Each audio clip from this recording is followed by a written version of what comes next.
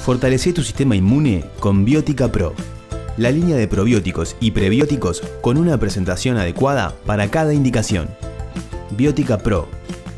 Biótica Pro Cran. Biótica Pro Fem. Biótica Pro Kids. Biótica Pro S3. Mantén el equilibrio de tu flora intestinal, fortaleciendo tu organismo. Biótica Pro te cuida. Biótica Pro, un producto de Laboratorios Hyman.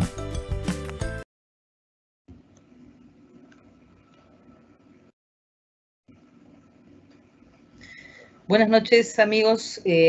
Un placer poder estar con ustedes en esta nueva modalidad.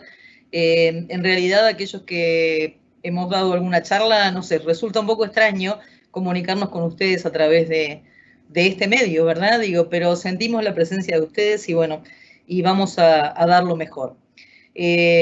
Por razones de distanciamiento social y de respetar el tema en el cual estamos inmersos, mis dos compañeros en esta charla, Valentina Moreira, que es residente de Medicina Interna, colega joven con ganas, Pablito Lecuona, que ya también lo conocen, gastroenterólogo, también con personas joven con muchas ganas de trabajar y bueno, y a mí ya tengo algún poquito de camino andado, por tanto no requiero mucha presentación.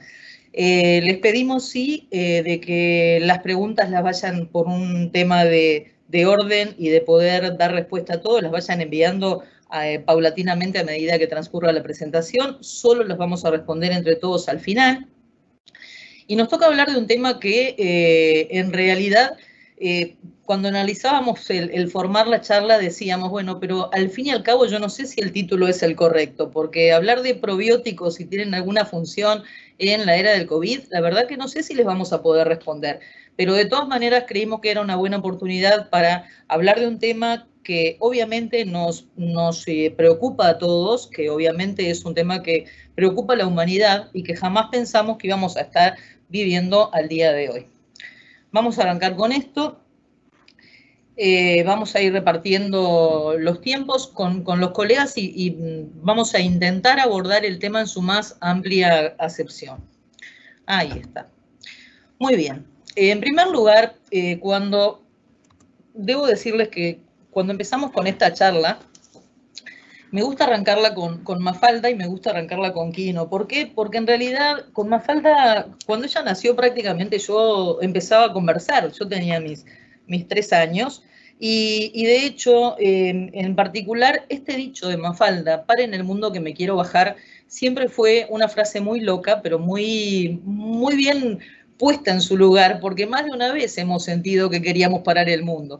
Pero estoy segura de que cuando Quino la pensó en aquella época, jamás se imaginó que prácticamente 50 y pico de años después, el mundo realmente se iba a parar. Y no solamente iba a parar para que subiera un nuevo pasajero, este COVID, sino que además este nuevo pasajero iba a ser capaz de bajar a millones de personas, como ha logrado hacer esta epidemia. Acá, hablando de números, como pueden observar, el COVID es impactante en cuanto a cifras. Acá tenemos dos imágenes. La primera, destacar que prácticamente la cantidad de personas afectadas en el mundo equivale a 5 Uruguay, a 5 Uruguay y fracciones, y que lleva alrededor de 500.000 de muertos. Son números que realmente impactan. Y si nosotros observamos en el panel de la derecha, las manchas con mayor concentración de color son aquellas que pertenecen a los sitios del mundo con un mayor porcentaje de afecciones. Es decir, podemos observar claramente lo que está pasando en Estados Unidos, podemos observar claramente lo que ocurre y ocurrió en Europa, también lo que está ocurriendo en Brasil y en algunos sectores de Argentina, en Chile, y para el norte de nuestro continente, y también con orgullo podemos mirar cómo nuestro pequeño país, el Uruguay, está prácticamente libre de casos.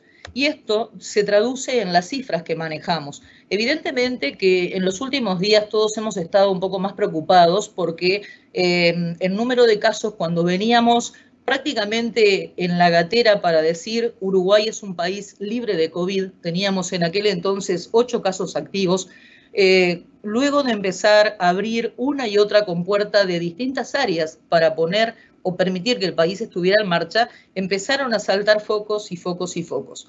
Y cada vez más los lugares de atención sanitaria somos un poco el centro, y si se quiere es hasta lógico, porque en definitiva, quien se siente enfermo, ¿a dónde va? A un centro de salud, y en definitiva, también es real que afortunadamente las cosas que se han hecho muy bien en nuestro país no solamente se reflejan en los números que nos permiten estar entre los primeros lugares, como pueden observar acá, en cuanto a menor número de casos, menor número de fallecidos y un buen número de pacientes recuperados, sino que además también podemos observar que aún en el Uruguay existen áreas como por ejemplo el departamento de Florida. Este mapa no reproduce la realidad porque si lo miramos al día de hoy, todo el mapa está coloreado excepto Florida. Es el único departamento de nuestro país que no ha registrado casos de COVID.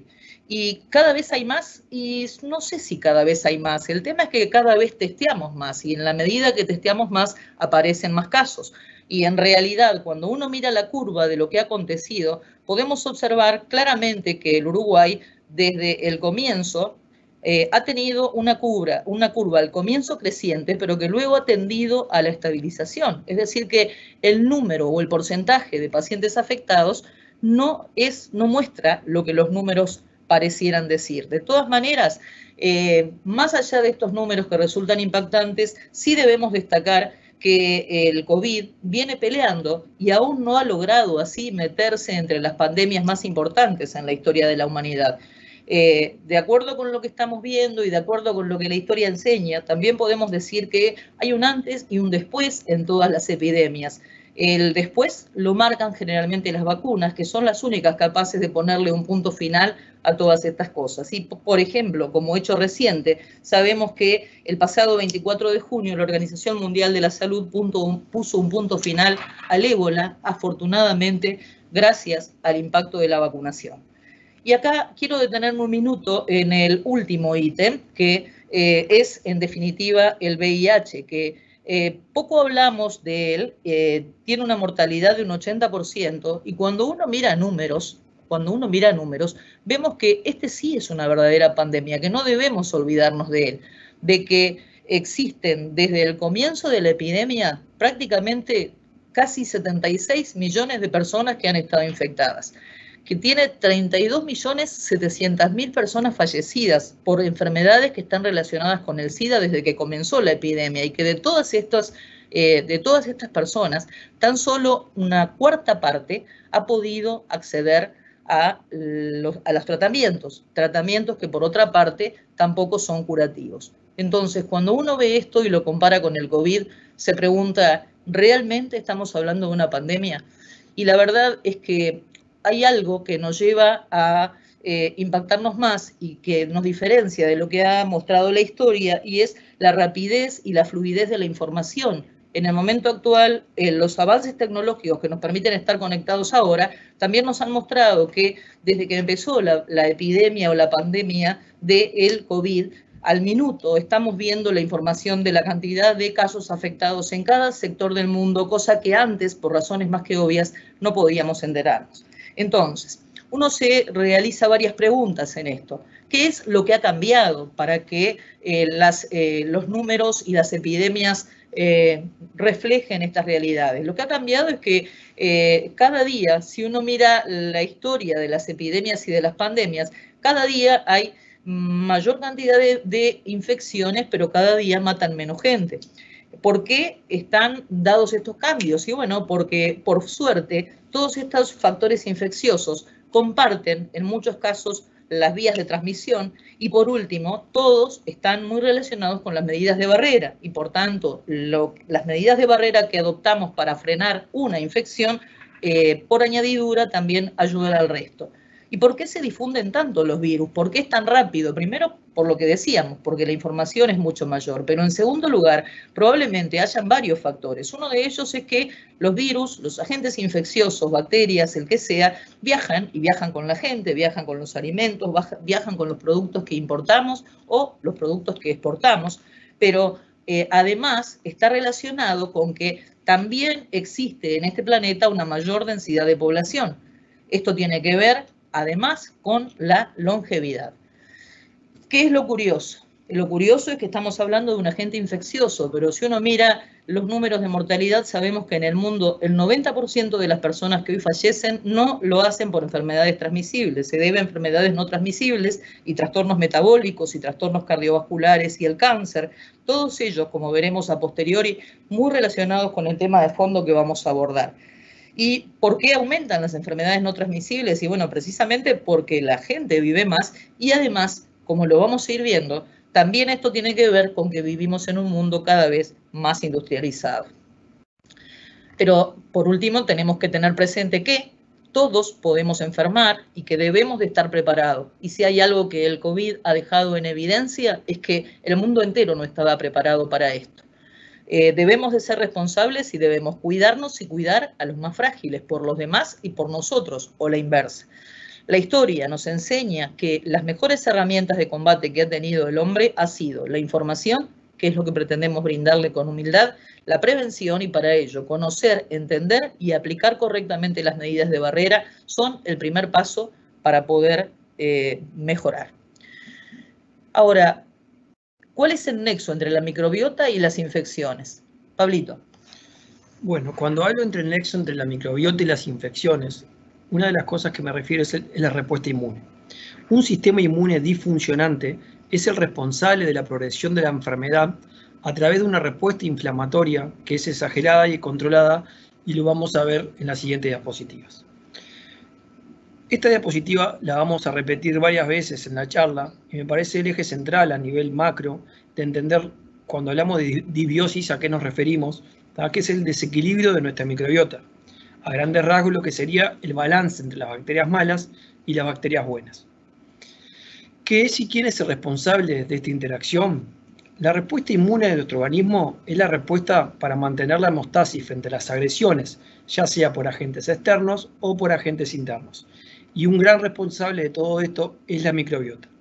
Para definir conceptos básicos, cuando hablo de microbiota, me refiero a microorganismos vivos que son residentes en diferentes partes de nuestro organismo, que es el principal responsable de toda nuestra inmunidad.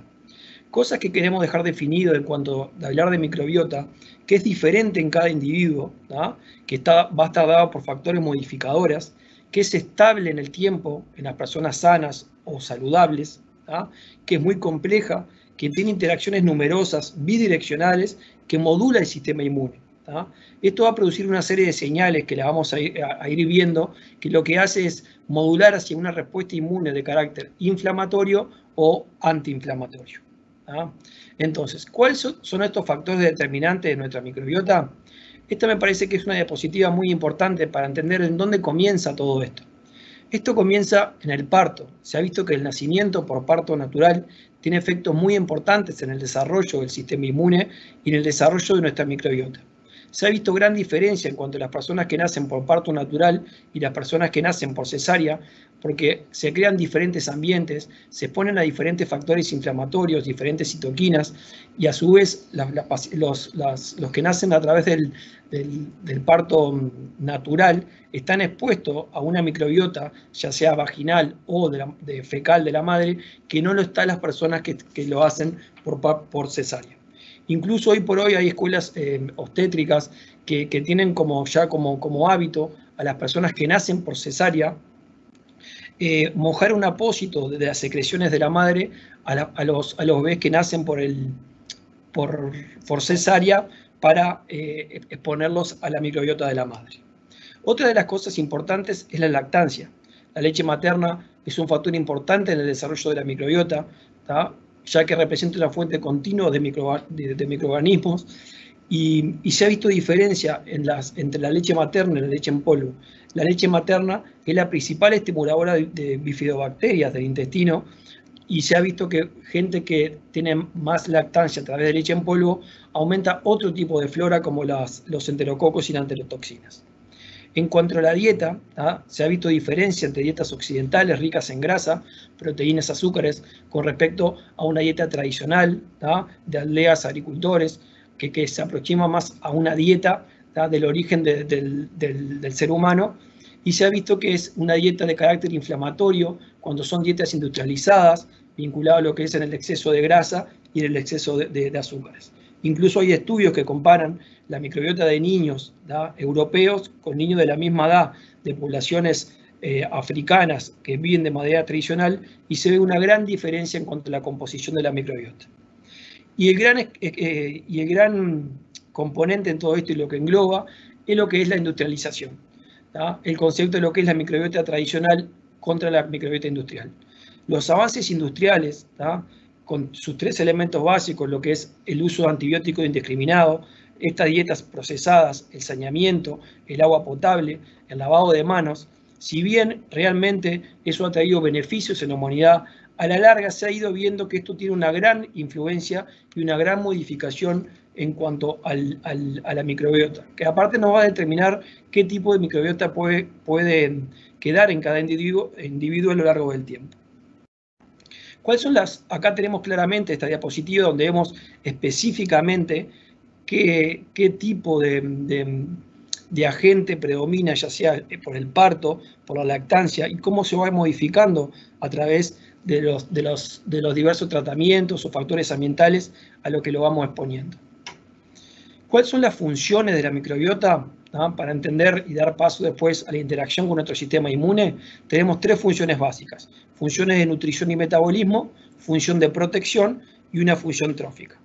Cuando yo hablo de función de nutrición y metabolismo, tenemos metabolismo de macronutrientes, donde acá 2 compuestos adquieren el rol principal: los ácidos grasos de cadena corta, que lo hace que son inmunoreguladores, y el triptofosfano, que lo que hace es que expone o disminuye las citocinas inflamatorias.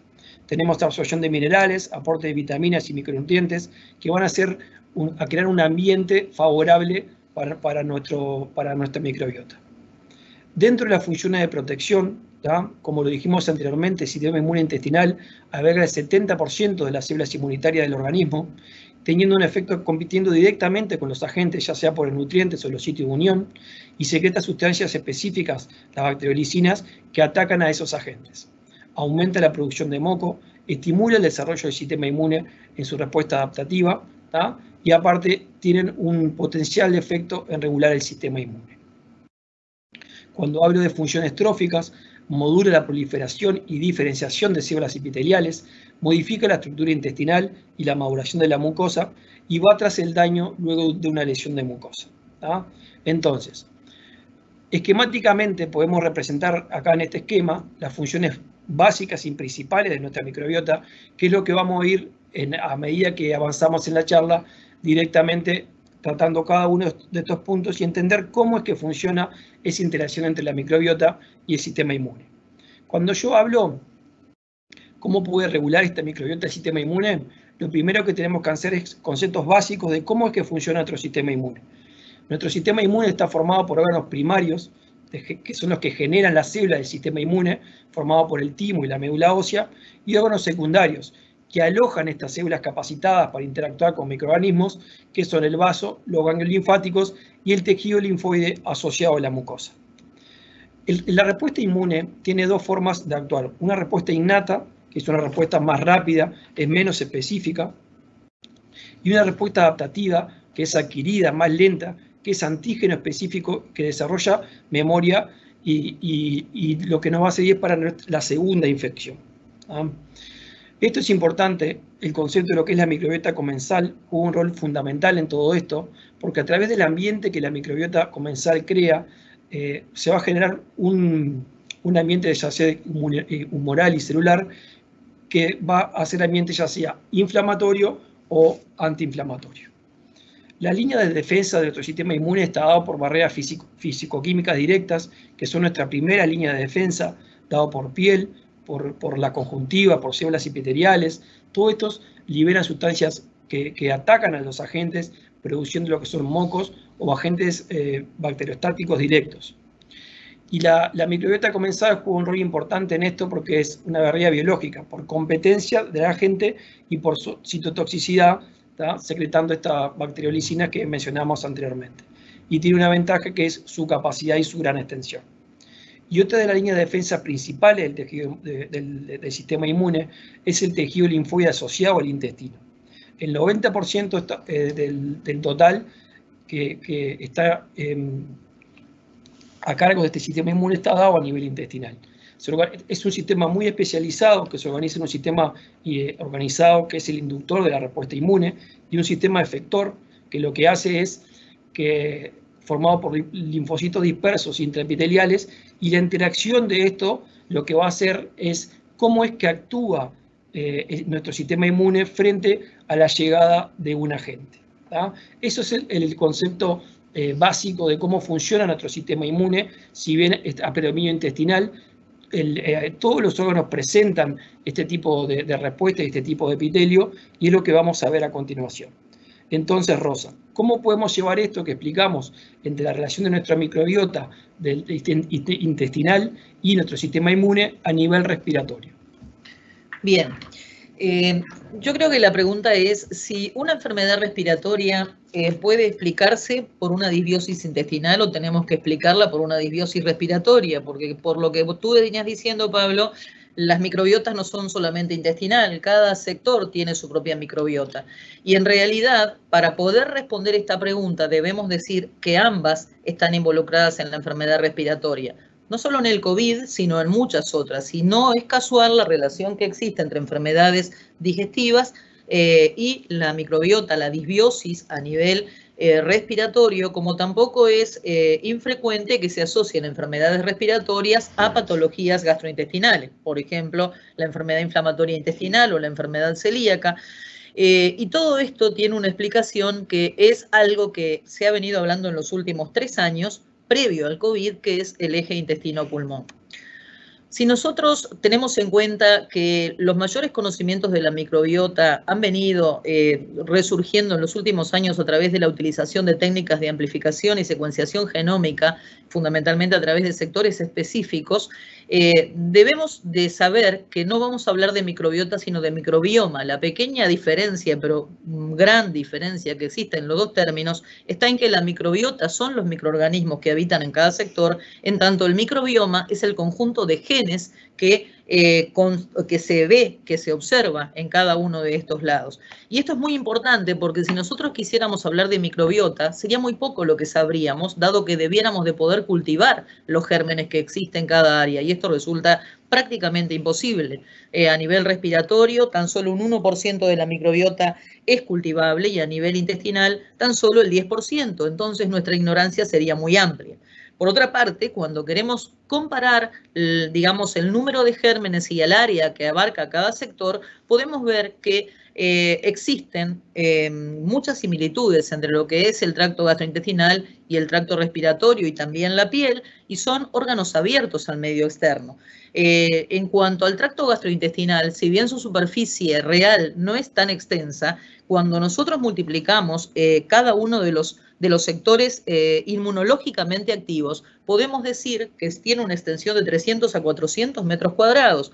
Y en el tracto respiratorio, fundamentalmente a nivel pulmonar, hay una extensión de 160 metros cuadrados. Fíjense en la capacidad de multiplicación que tienen estas áreas de exposición. Y cuando analizamos el microbioma, que representa en forma indirecta a la microbiota en cada sector, podemos ver que ampliamente el tracto gastrointestinal es el más amplio, albergando prácticamente 3.000 especies bacterianas, en tanto que en el tracto respiratorio se observan solamente 300 especies bacterianas. Es importante saber desde ya que los pulmones no son estériles, que albergan, por tanto, por lo que acabamos de mencionar, una microbiota pulmonar que es activa, que es vital y que es muy importante en el desarrollo de la salud o enfermedad, no solamente a nivel de este sector. La microbiota pulmonar, entonces, ¿cuándo se forma? Todo esto surge a través de estudios y sabemos que en realidad la colonización bacteriana se origina a nivel intraútero. Existe una colonización bacteriana prenatal en las vías aéreas del recién nacido que surge muchas veces de la aspiración y de el propio pasaje feto-placentario de especies bacterianas que se dan durante el embarazo desde la madre al feto. Disculpen. También la microbiota pulmonar se va a formar cuando pasa el niño por el canal de parto, porque aspira el contenido de la microbiota vaginal materna. Y también es importante mencionar que la dieta del neonato va a influenciar directamente la composición de la microbiota pulmonar. Como tú lo decías, Pablo, la lactancia es un hecho fundamental, no solamente en el pulmón, sino en todos los sectores también en nuestra microbiota intestinal. Pero también acá es importante destacar que la microbiota del neonato también viene en parte condicionada por la microbiota materna, es decir, lo que la mamá hizo o recibió en el último trimestre de su embarazo, también va a condicionar variantes en la microbiota del neonato que podrán desequilibrar, digamos, hacia el lado de la enfermedad, este equilibrio muy importante que es la hemostasis del sistema inmune. ¿Cómo incide la microbiota intestinal en la microbiota respiratoria? Y debemos de saber que en realidad existen varios mecanismos y incide de dos formas. Por un lado, a través de la transferencia de gérmenes, pero por otro lado, por efecto directo de los ácidos grasos de cadena corta, fundamentalmente el ácido butírico y el ácido láctico. El ácido butírico y el ácido láctico tienen importantes acciones en el trofismo y también tienen una importante acción como sustancias antiinflamatorias. Debemos de mencionar acá que existe una estrecha correlación entre la microbiota intestinal y la microbiota pulmonar. ¿Y en qué basamos nuestras observaciones? En el hecho de que existe una enorme similitud entre el microbioma de la orofaringe y la del árbol broncopulmonar en el sujeto sano. ¿Qué implica esto? Que si la microbiota de la boca y de la faringe son similares a las que encontramos en el sector respiratorio, existe en forma fisiológica aspiración de secreciones durante el sueño y que estos gérmenes se transfieren. Esta transferencia de gérmenes tiene tres factores, por tanto, que son determinantes. Por un lado es la migración de gérmenes desde el sector digestivo hacia el sector orofaringio. Por otro lado, la capacidad de eliminación, que lo va a hacer en forma de microaerosoles. Tengan en cuenta que los gérmenes entran por nuestra boca o por nuestra nariz, ingresan al tracto digestivo y existe un estrecho cierre a nivel de la epiglotis que impide que aquello que ingresó por estas cavidades, por la orofaringe, pueda llegar hasta el sector pulmonar. Sin embargo, sabemos que el esfínter esofágico inferior es también un cierre bastante estrecho, pero que fisiológicamente todos los seres humanos tenemos episodios de reflujo. En esos episodios de reflujo existe un regreso de gérmenes hacia estas cavidades.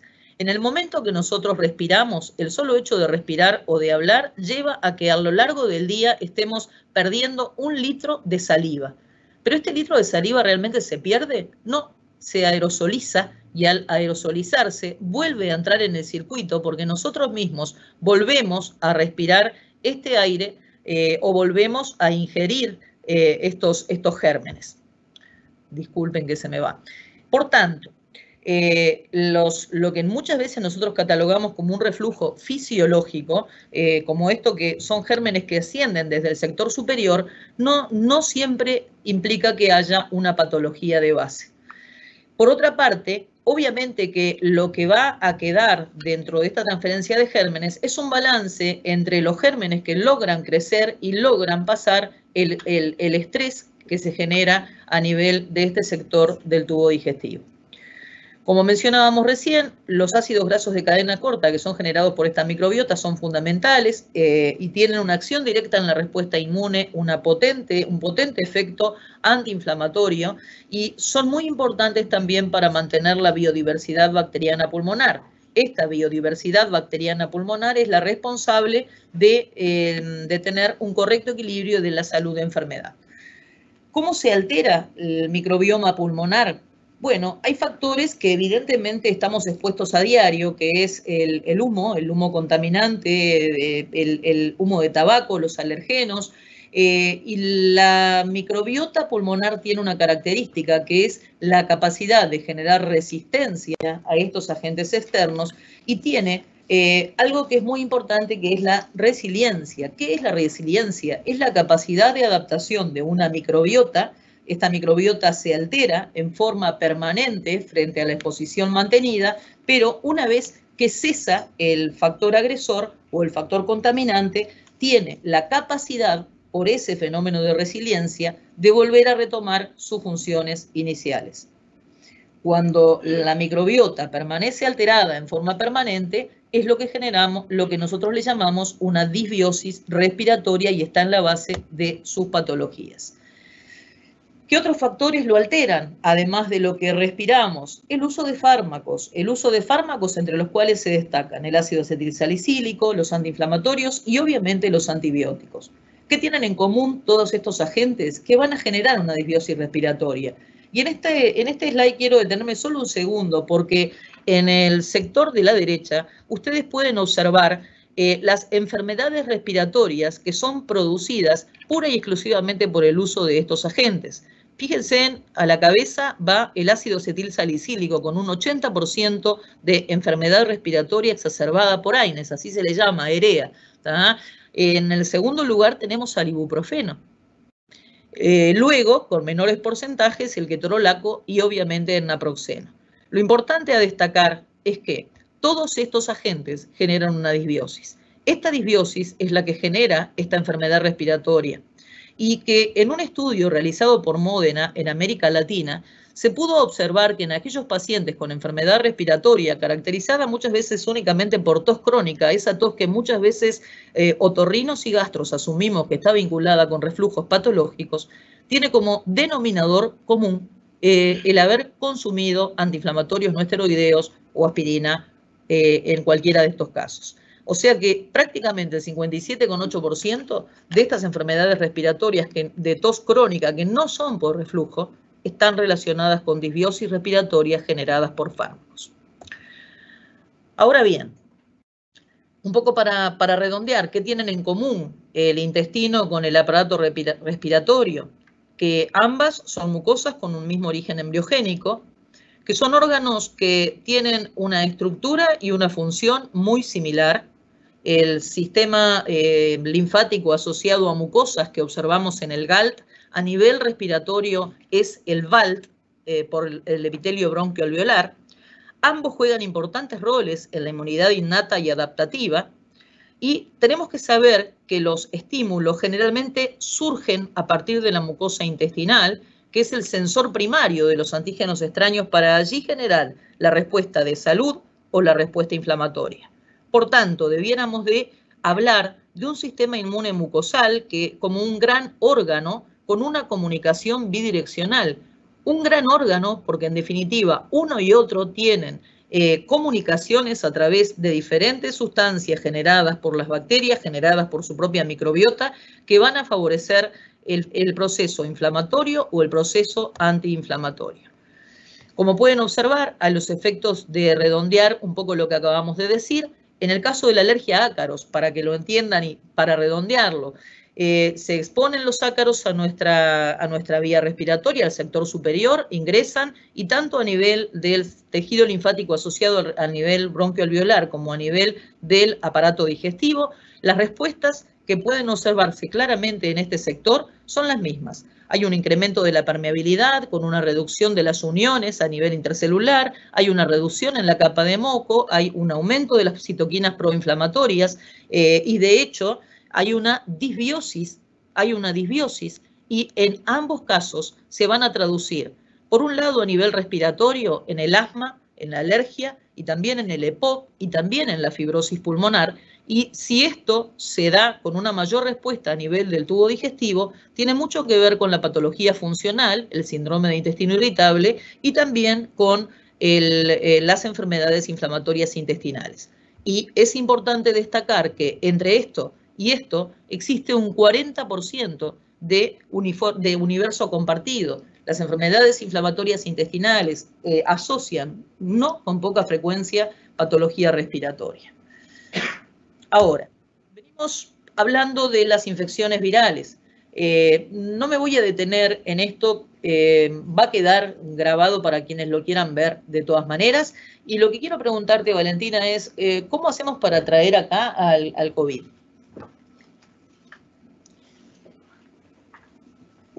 Bueno, muy bien.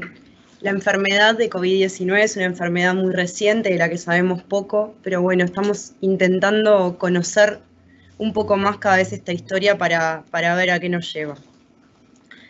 Los coronavirus son virus de ARN de cadena positiva que causan enfermedad en mamíferos y en aves. Se cree que en muchos casos constituye una zoonosis y el mayor reservorio es en murciélagos, aunque puede encontrarse en otras especies. El orden de los coronavirus es de nidovirus por su característica de replicación en nidos de ARN, y existen 4 géneros, alfa, beta, gamma y delta, de los cuales alfa y beta son los que causan enfermedad en seres humanos. Son virus que hasta cierto momento habían causado enfermedades leves, respiratorias sobre todo altas, resfriados, síndromes gripales, diarreas, faringitis, y que a partir de cierto momento, en el año 2002, con el surgimiento del SARS-CoV en Asia, a partir de los murciélagos, surge el concepto de estos virus como causantes de síndromes respiratorios agudos graves, y en algunos pacientes incluso con comorbilidades de disfunción multiorgánica y de muerte. En el año 2012 surge un virus similar llamado MERS-CoV, que infecta a personas en el Medio Oriente y al parecer surge de los camellos, y en el 2019 aparece el SARS-CoV-2 en un mercado de animales vivos, al parecer en Wuhan, China. Los primeros infectados y casos tenían vínculo estrecho con este mercado, por eso se cree que surgió allí, donde había venta de muchos animales, entre ellos murciélagos y betas. Y bueno, todos estos virus comparten características similares, causan síndrome respiratorio agudo grave, disfunción multiorgánica y muerte. A partir de diciembre del 2019, el virus se ha extendido rápidamente por todo el mundo, causando una pandemia que amenaza la salud pública mundial, y el número de casos crece exponencialmente todos los días, por lo que se ha iniciado una carrera para encontrar un tratamiento efectivo y desarrollar una vacuna como medida de prevención. Es un virus que es de tamaño medio, pesado, por lo tanto no podría contagiar a más de 2 metros, no podría viajar con las secreciones a más de 2 metros, eso es algo importante en su característica. Se compone de una nucleocápside de ARN viral en su interior, que se une a proteínas de unión de la nucleocápside llamadas proteínas N. Está cubierto por una membrana bilipídica que la toma de la célula hospedera cuando la logra infectar, y en esta membrana bilipídica se insertan ciertas proteínas de ensamblaje que le dan estabilidad a la membrana, que se llaman M y E. Atraviesa en la membrana bilipídica unas glicoproteínas que son muy importantes en la estructura y que le dan el nombre a estos coronavirus, dado el aspecto de corona de espinas, que se llaman proteínas S, y son las llaves que se unen al receptor en la célula hospedera para permitir su internalización y replicación y la posterior exocitosis. También esta proteína S es importante porque es un blanco de anticuerpos y de acción de linfocitos T citotóxicos, y también constituye blanco de algunas terapias estudiadas. En cuanto a las vías de transmisión, bueno, la mayor forma de contagio es a través de la vía respiratoria, una transmisión por gotitas al hablar, toser o estornudar, pueden alcanzar los 2 metros aproximadamente por su tamaño de gotitas de alrededor de unas 5 micras. La transmisión por aerosoles se genera sobre todo en procedimientos invasivos que puedan generar estos aerosoles en ambientes cerrados, en caso de procedimientos como ventilación, nebulización, intubación orotraqueal, broncoscopía, fibrobroncoscopía. La transmisión por fomites también es muy conocida, aunque es menos frecuente que la transmisión por gotitas, pero bueno, sabemos que el virus puede permanecer en el aire hasta unas 3 horas, sobre el cobre hasta 4 horas, sobre el cartón hasta 24 horas, sobre el plástico de 2 a 3 días, sobre acero inoxidable también de 2 a 3 días. Y la transmisión fecal-oral, se han reportado que han encontrado en materia fecal de pacientes infectados ARN viral, y por los síntomas digestivos y la presentación digestiva que predomina en algunos pacientes, se cree que también sería una vía de transmisión, aunque menos frecuente. Como características de la infección por COVID, saber que su periodo de incubación es de 1 a 14 días, la transmisión en pacientes asintomáticos le da mucha importancia clínica a la forma de contagio, dado que hay pacientes sin síntomas que están contagiando. La infectividad en pacientes leves, en casos leves es de 10 días aproximadamente, y en casos graves puede durar de 40 días a más. Pero bueno, hasta ahora la recomendación de la OMS es que los pacientes curados, luego de la desaparición de los síntomas, guarden una cuarentena de aproximadamente 14 días para evitar los contagios. Las medidas preventivas se asocian a esto que venimos hablando previamente. La membrana bilipídica del virus se puede ser inestabilizada o rota por el jabón que forma micelas, por eso es tan importante el lavado de manos, y el alcohol al 70% para inestabilizar y romper el virus. Esto tiene que ver con la transmisión por fomites. El uso de barbijo por la transmisión mediante el mecanismo de gotitas y el distanciamiento social con una distancia de 2 metros. La cuarentena preventiva tiene que ver con esto que hablábamos sobre el periodo de incubación y sobre los pacientes asintomáticos. Y bueno, sería importante acá preguntarnos si los probióticos jugarían un rol dentro de las medidas preventivas.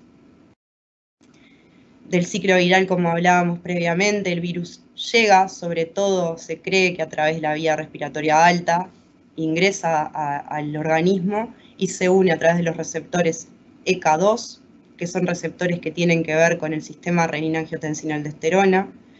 Están presentes sobre todo en el tracto pulmonar, riñón, intestino, endotelio, corazón.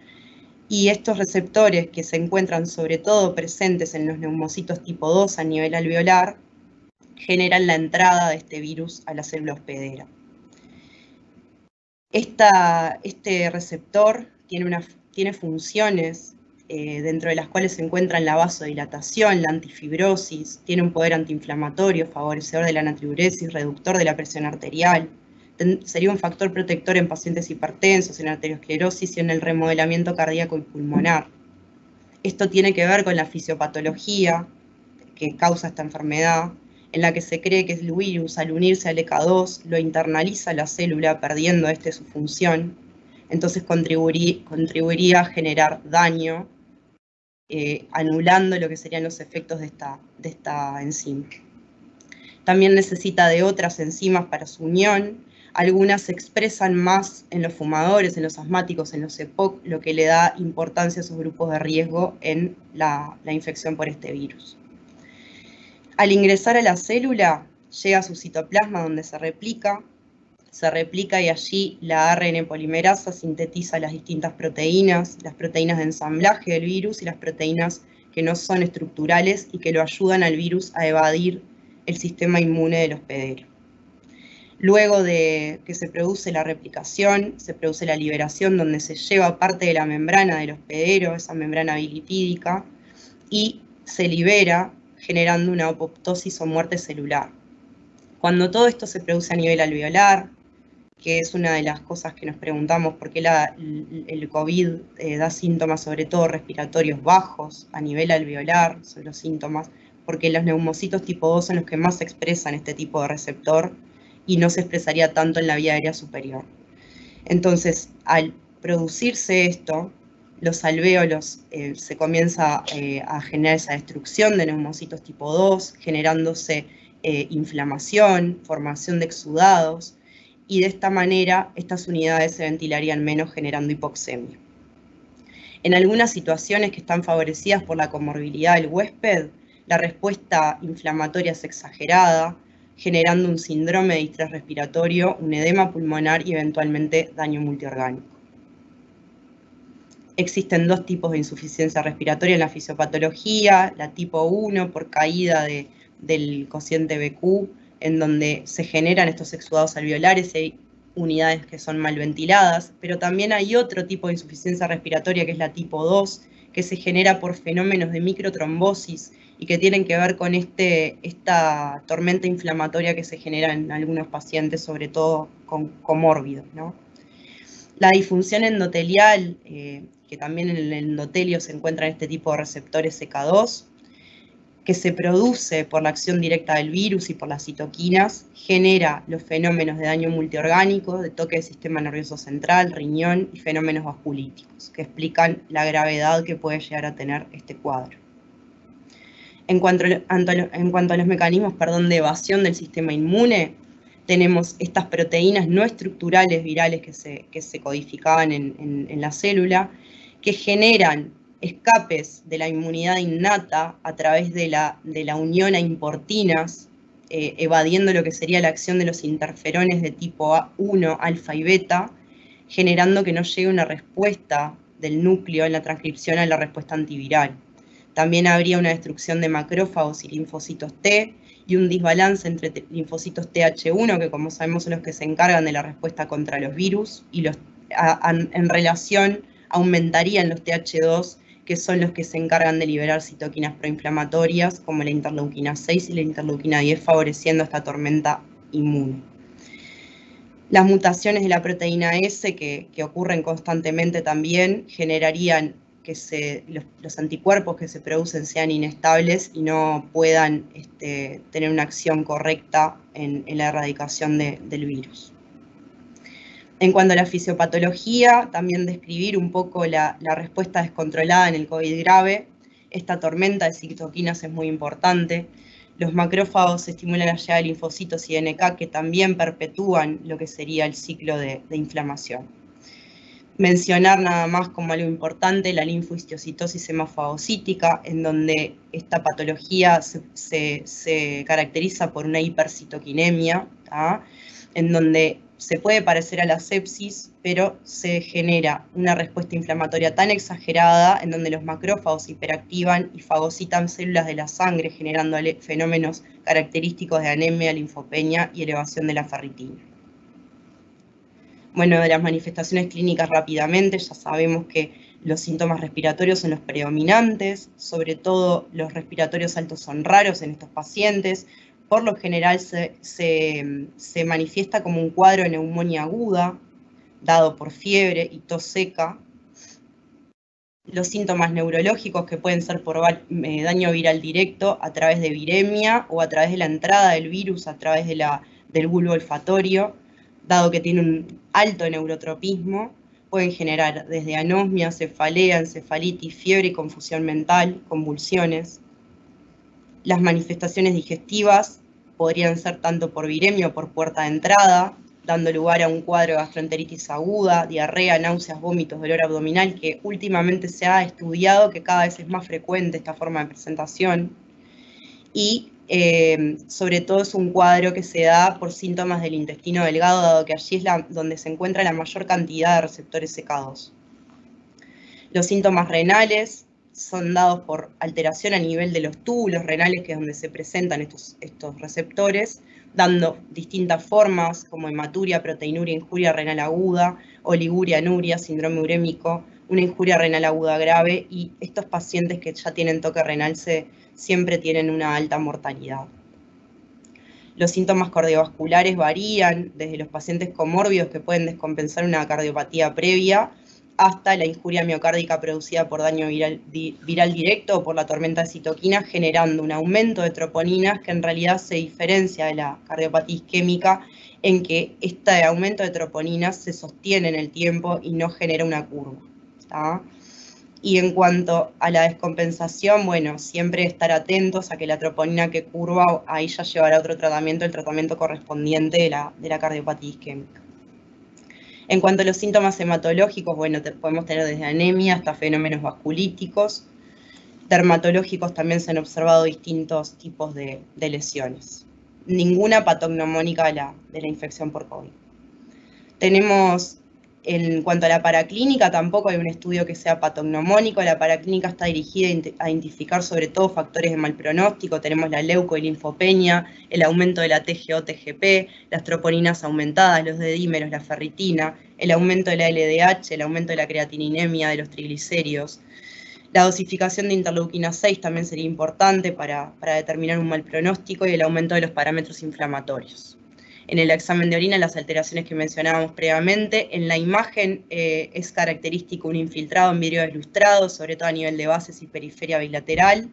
Un edema pulmonar no cardiogénico, pero esto ya nos haría diagnóstico de un distrés respiratorio, es un paciente con otra gravedad. Saber que un factor de mal pronóstico es el compromiso mayor del 50%. Y En cuanto al tratamiento, unas palabras breves, decir que los AINES y ECA-CR2 ha sido muy controvertido lo que se ha hablado sobre estos fármacos.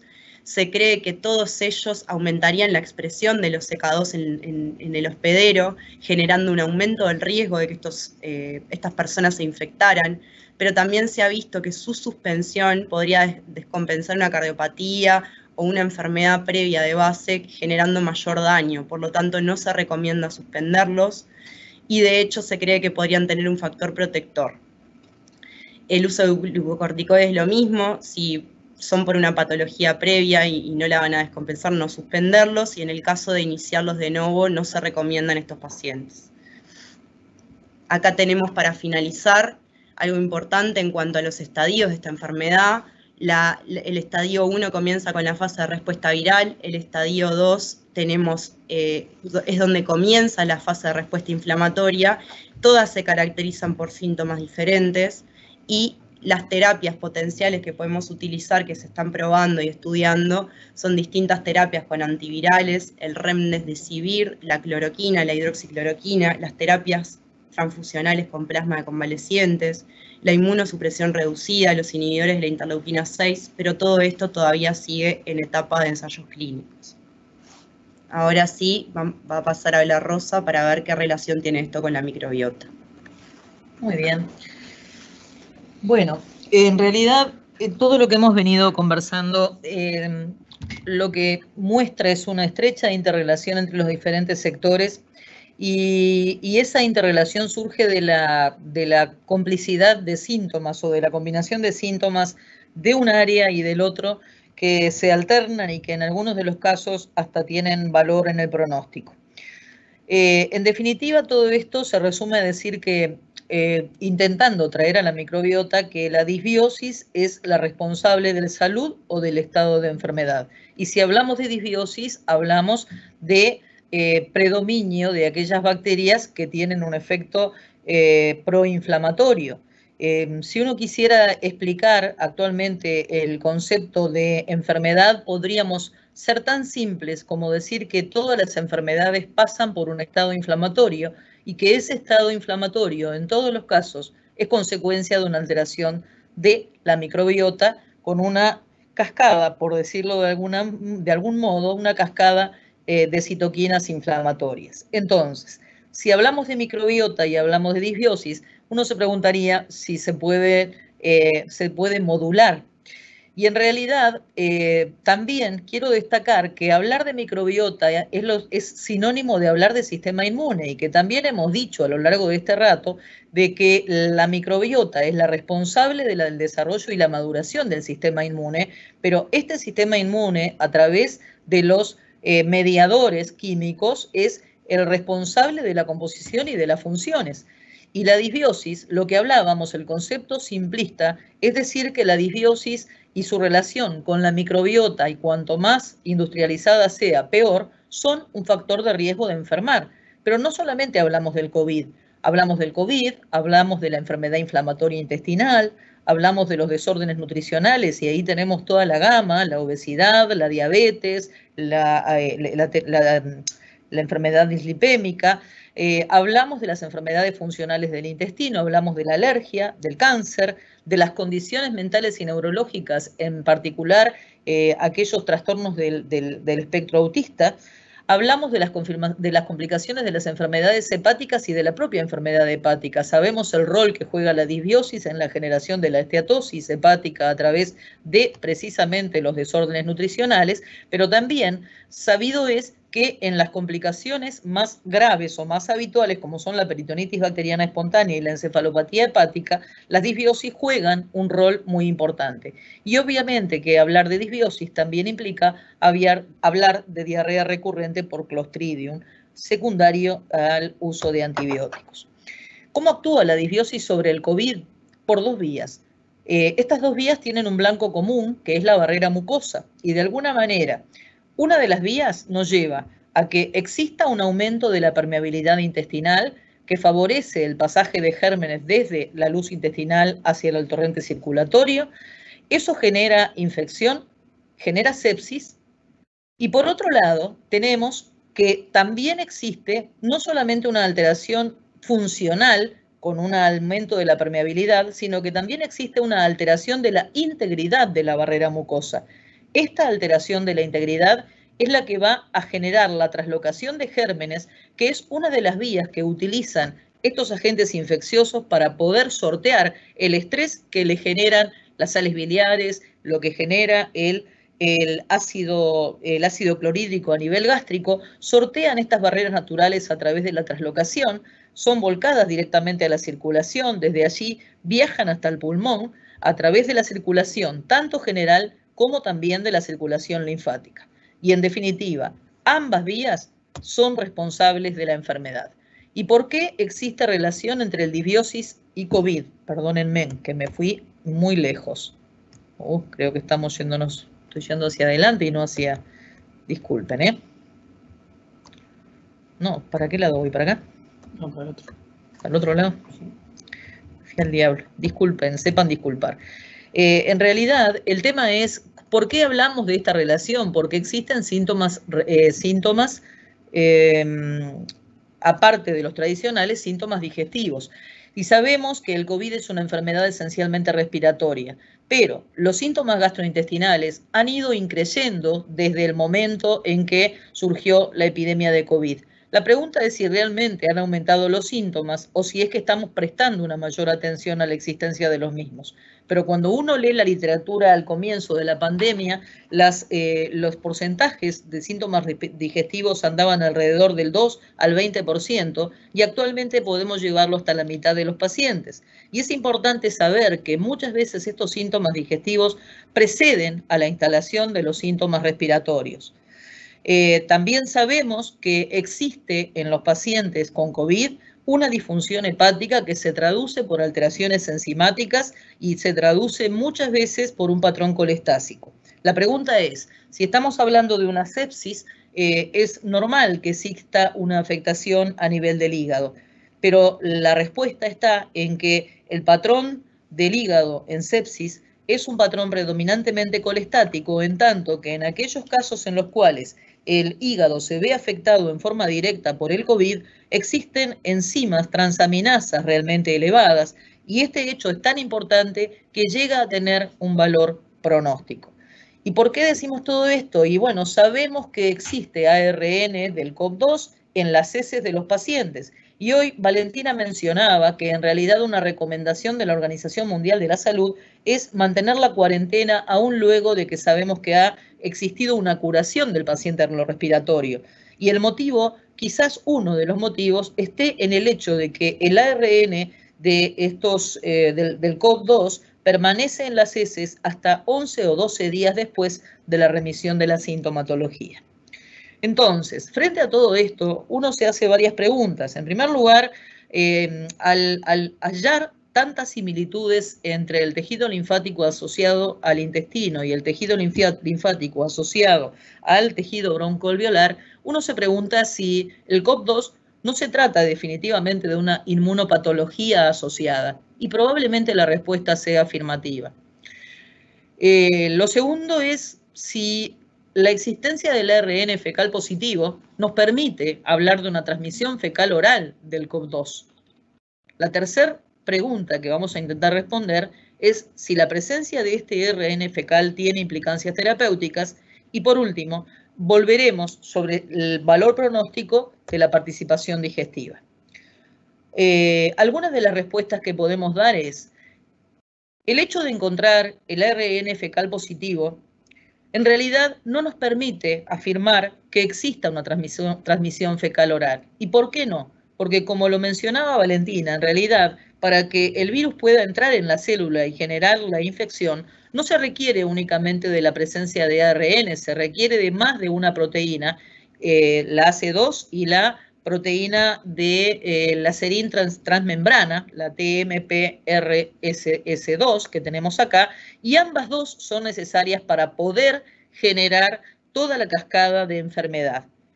Pero cuando uno estudia las heces, lo que encuentra es ARN, y también se ha observado que se ha podido encontrar en algunos casos, pero, perdón porque me voy al diablo, en algunos casos también se ha podido encontrar algunos restos de la AC2. Por otra parte, la AC2 está presente en todos los epitelios y esto incluye desde el esófago hasta el recto, pero tiene evidentemente una mayor expresión a nivel de intestino delgado y a nivel respiratorio. También sabemos al día de hoy que en el caso del COVID, no del COVID-2, sino el inicial, el que evidenciamos en el año 2001, era un virus que permanecía inactivo a un pH menor de 3. Pero en cambio, el SARS-CoV-2, el COVID que estamos hablando, es capaz de resistir, al menos durante un día, el pH de 2,2. Es decir, que el estrés a nivel de estómago es una barrera que no suele detenerlo. Sin embargo, lo que sí sabemos es que esa doble capa lipídica que posee el COVID-2 no es resistente a las sales biliares.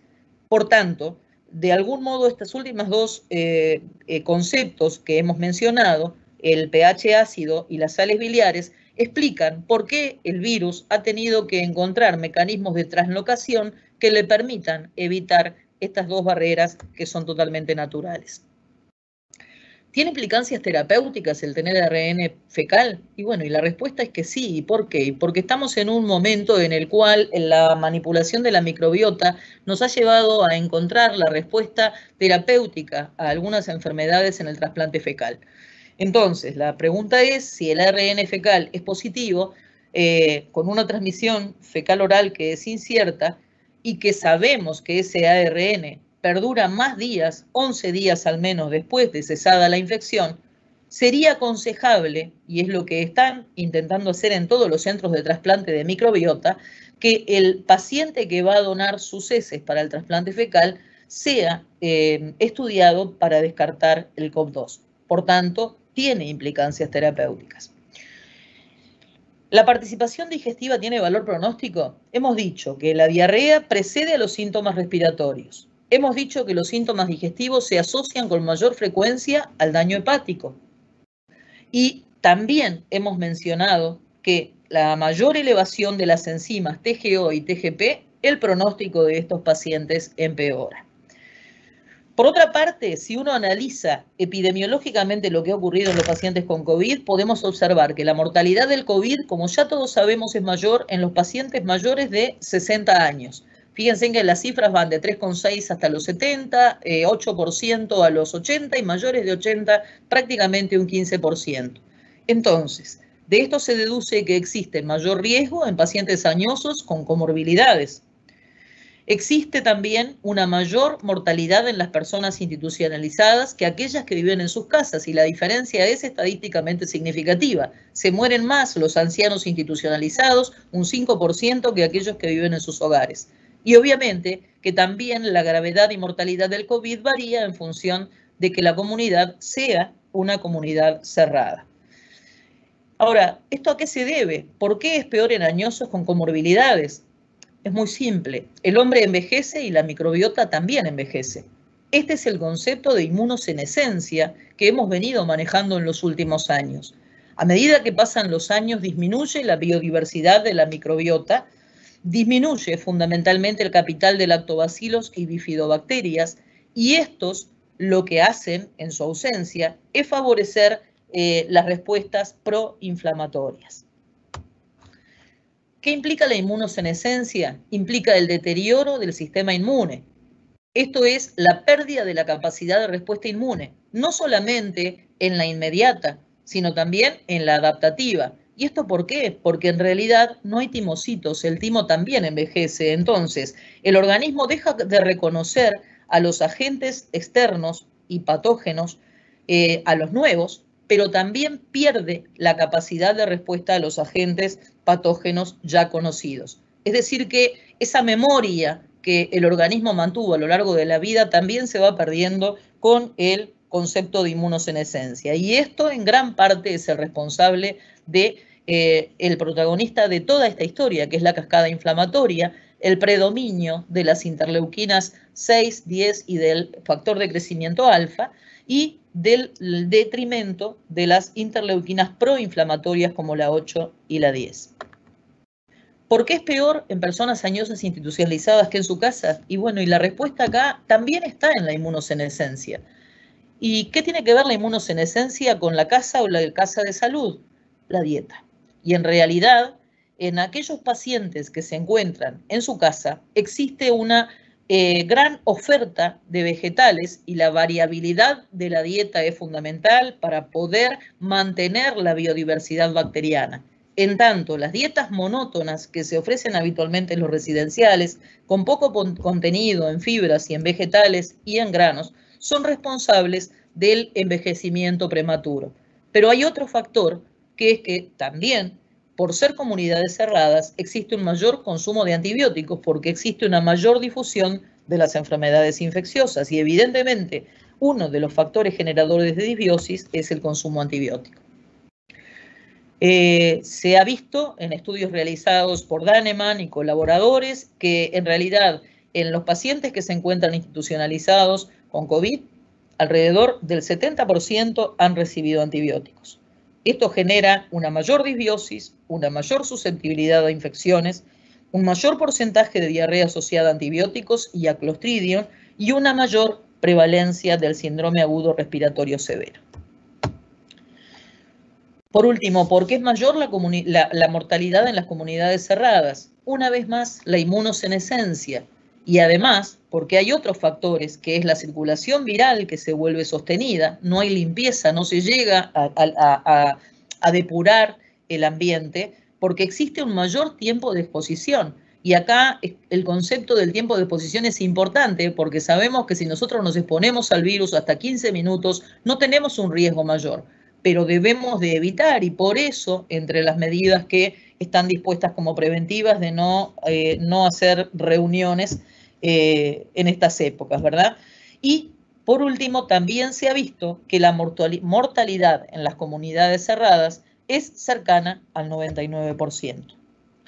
Entonces, volvemos a lo que estamos queriendo responder desde el comienzo, y aún no hemos dicho, ¿juegan los probióticos algún rol frente al COVID?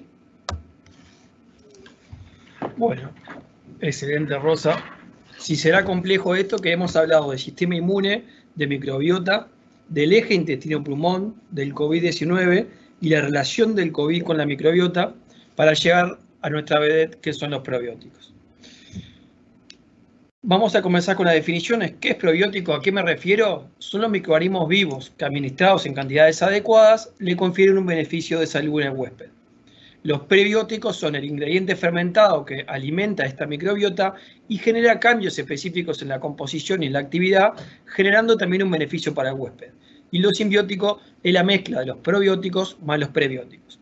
Una cosa importante, y que hace a esto que es muy complejo, más complejo aún, que los probióticos tienen un género, una especie, una subespecie y una designación alfanumérica, y la ciencia o los estudios, cada efecto está en cada cepa o en cada género o en cada especie en particular. Por eso hace a esto mucho más complicado de lo que hemos venido hablando, porque las conclusiones todavía no pueden llegar a ser definitivas, ¿no? Porque cada estudio se refiere a una cepa en particular. Acá lo que quiero transmitir es cómo la ciencia le ha dado importancia a este tema. Si hoy ponemos en un buscador médico en PubMed la palabra probióticos, tenemos unos 28.000 estudios más o menos, y si vemos la gráfica a nuestra izquierda, vemos como a partir del 2000 hay una evolución y una explosión en cuanto a la búsqueda de todas las preguntas que hemos venido haciendo y la importancia que le ha dado la ciencia a los probióticos. ¿Cuáles son las funciones de los probióticos? En realidad, a grandes rasgos, si bien lo hemos venido manejando en cuanto a las funciones específicas de la microbiota, como concepto general, tanto los probióticos como los prebióticos y los simbióticos restituyen o intentan restituir las funciones que están perdidas o alteradas de nuestra microbiota. Entonces, no vamos a repasar cada una de las funciones porque aparte cada efecto es de cepa específica, pero como hemos venido manejando la interacción de cómo funciona la microbiota y su relación con el sistema inmune, en cada uno de estos puntos tendría una acción los probióticos, ya sea como una acción antimicrobiana, modulando el sistema inmune o mejorando la integridad de la barrera. Entonces, ya en diversos estudios se ha sacado la conclusión que, si bien no son conclusiones que pueden ser definitivas por la complejidad de estos procesos y por todos los factores que modifican, ya sea nuestra microbiota como la interacción a través de los probióticos, la conclusión general es que sin duda tiene un efecto beneficioso, ya sea directo o indirecto, en el desarrollo del sistema inmune y en los perfiles metabólicos, ¿no? Entonces, las siguientes imágenes son unas imágenes que quisimos poner, que en realidad es lo que habitualmente yo personalmente manejo en cuanto a los pacientes, es que esto es mucho más complicado y complejo, ¿no? Que nos ha llevado casi una hora poder explicar a grandes rasgos cómo funciona nuestro sistema inmune y la relación con la microbiota, y la clave de todo esto está en buscar el equilibrio, que cada persona busque su equilibrio entre lo que es un colon enfermo o un colon sano para poder avanzar y generar mayor estado de salud. Tampoco... ¿no? Entonces, conceptos grandes para llevarnos a casa: es seguro que la microbiota sana y equilibrada es sinónimo de salud, manteniendo lo que es la homeostasia del sistema inmune. Que el microbioma sano puede prevenir la hiperreactividad o ese estado, lo que son de inflamación frente al COVID. Que dietas variadas de vegetales, de semillas y de frutos secos, y los probióticos regulan la respuesta del sistema inmune, ¿no? Que la dieta es muy importante, pero no es solo el factor determinante, que hay otros factores determinantes, incluso deben haber otros que todavía no conocemos, que los efectos beneficiosos no se evidencian hasta la tercera semana, y que el lapso a veces el defecto se acentúa, ¿no? Entonces, esta es una imagen que quisimos poner, que en la búsqueda de ese equilibrio, ¿tá? Tampoco es el tomar probióticos porque sí, sino que cada cepa, cada estudio tiene un beneficio, y todo se basa en lo que es la búsqueda de ese equilibrio, ya sea a través de los síntomas o a través de lo que es la modulación de este sistema inmune, ¿tá? Quiero volver un poquitito para acá, para mencionarles que en realidad en el momento actual existen estudios abiertos, ¿verdad? O sea, acá estamos escribiendo esta historia, esto es lo bueno que tiene, como yo creo que también venimos escribiendo entre todo el mundo la historia de la microbiota y de los probióticos, y existen estudios en los cuales se ha probado el Lactobacillus rhamnosus, el subtilis, que es el Bacillus clausi y el Enterococcus fecalis. En realidad, lo que se ha observado es que ninguno de estos estudios, hasta el momento actual, insisto, son datos muy preliminares, han demostrado mejorar la sobrevida de estos pacientes ni el curso de la enfermedad. Pero lo que sí se ha visto es que aquellos pacientes que se encuentran en CTI con respiración asistida por ventilación mecánica tienen una menor incidencia de neumonía al utilizar estos probióticos. En definitiva, es mucho lo que queda por decir, es mucho lo que queda por responder. Cuando Pablo recién se refería a los efectos benéficos de la dieta, que por ahora es un elemento simple que tenemos, la dieta sí ejerce efectos, pero no debiéramos de acostumbrarnos a recordar la dieta en el momento que necesitamos de su auxilio. En realidad, debiéramos de intentar ir hacia estilos de vida saludables con dietas saludables, porque evidentemente el efecto de los probióticos no se evidencia en el momento, y el efecto de la dieta tampoco se evidencia en el momento.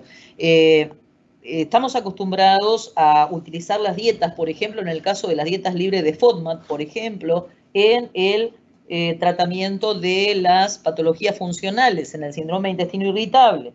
Y sabemos que el efecto puede ser bueno, pero a veces en el primer momento hay una especie de efecto rebote. El paciente puede tener un incremento de la sintomatología que luego de las 3 semanas empieza a revertir.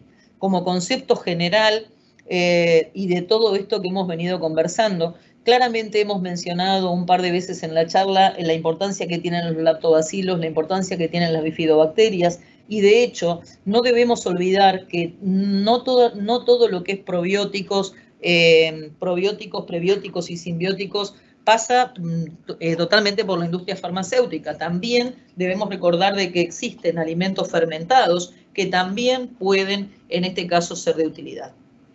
Ahora lo que vamos a pedirles, primero que nada queremos agradecerles haber estado del otro lado. Esperamos que haya sido de utilidad. Realmente querer hablar solamente de microbiota y de probióticos en todo esto hubiera sido muy poco lo que hubiéramos podido afirmar. Yo creo que a lo largo de esta historia vamos a ir avanzando porque hay mucho de lo que se estudia, no hay ninguna pregunta, nadie quiere preguntar nada, o fuimos muy claros o fuimos muy aburridos. Una de dos.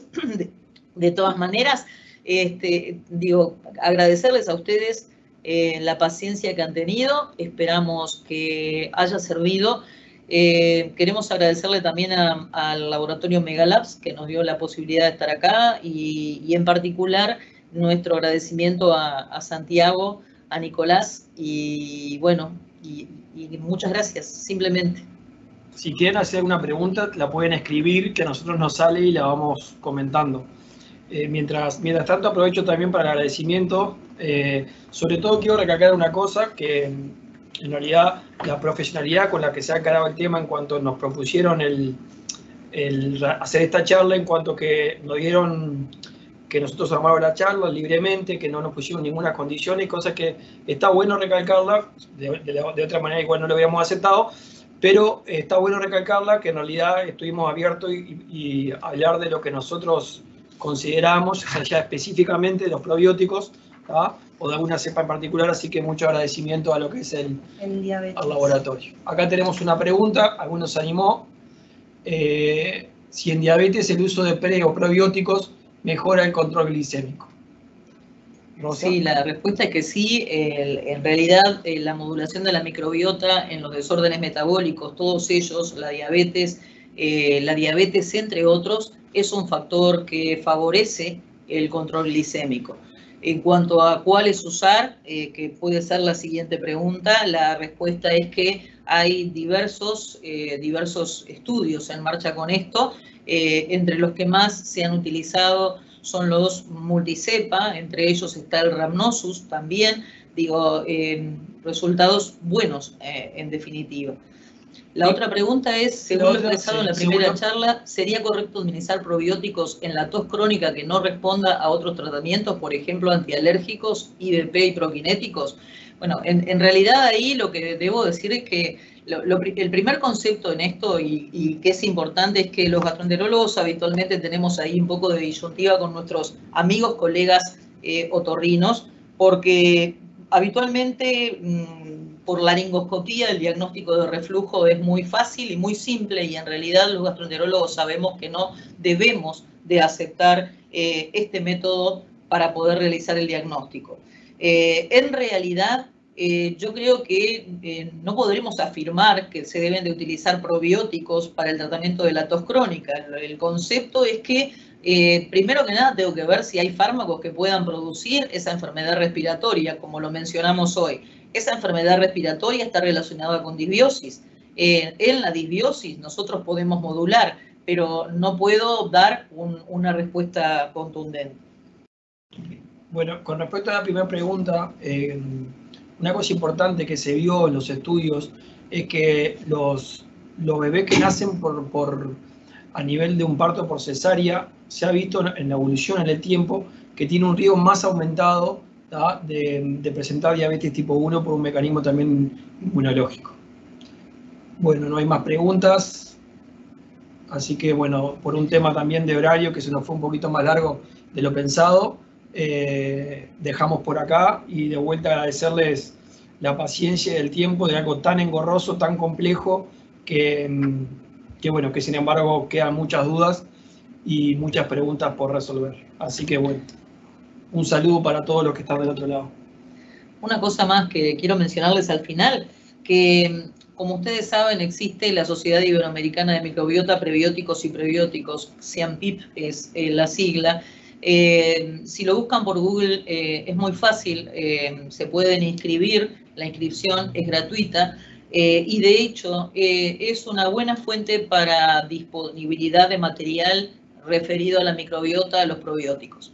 Así que bueno, los invitamos a que se hagan socios, no hay que pagar, que es la parte que todos se deben de estar preguntando, y el material es muy fluido. Muy bien. Bueno. Gracias a los dos. Gracias. Muy bien.